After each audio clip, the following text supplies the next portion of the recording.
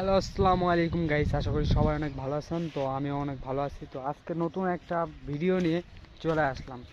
তো মানে সরিষার ফুল এরকমভাবে ফুটছে আর এরকম এমন একটা পরিবেশ কি বলবো আর। দেখেন অনেক সুন্দর।